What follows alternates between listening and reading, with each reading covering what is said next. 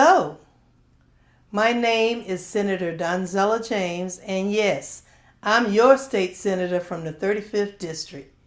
It's my honor to represent you as we kick off the 152nd Georgia General Assembly today, January 14th.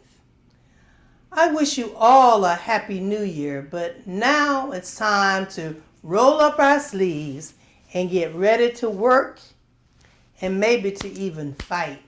But I'm excited for this opportunity. We have to pass legislation to benefit every facet of our society, including those that live in the shadows. Many of you may not know this, but Atlanta is unfortunately one of the top 14 cities in the United States for sex trafficking. The United States disgrace and shame. Nobody wants to talk about it. But I'd like to warn you that the numbers that I'm about to present will paint a graphic picture.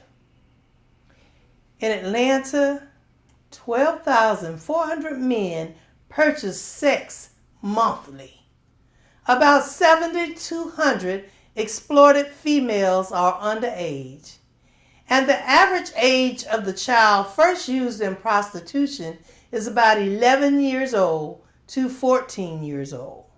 But even younger ages have been exploited. And also, that does not exclude the young boys who are also being pushed into this trade by evil predators. But 90% of exploited children are under the control of a pimp. And some pimps even brand them with tattoos. But pimps and panderers are both criminals because it's supply and demand. So without the panderer, or some people call the John, then we'd put the pimp out of business. But despite how dire the situation has become, we have made great strides in Georgia to eradicate this unimaginable nightmare for our children. Back in 2001, I was able to introduce and pass a piece of legislation that now has gone into 46 states, and that was the Child Sexual Commerce Act of 2001 here in the state of Georgia. It made it a felony to pimp or pander our children 18 and under. It was the statutory rape anyway that had been done to these young people. They are the victims. But this bill made the pimp and the panderer also responsible, and also it was not just a little tap on the hands and on the wrists anymore. Now the judge can give them up to 20 years for that terrible act that they are inducing upon our children.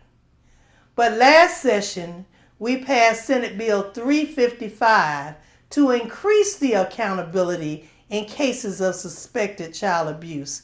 We had to put more teeth into the law. But this law extends the requirement of those directly and indirectly responsible for the child's care to report to law enforcement. They have about 72 hours to do that. And that was something that is truly needed. So bravo to the House and Senate members who passed that legislation last session in 2012. You see, currently I'm participating in a joint House and Senate Human Trafficking Study Commission that was also introduced last session. And it will further explore solutions and preventative steps that we can take to stop this abuse.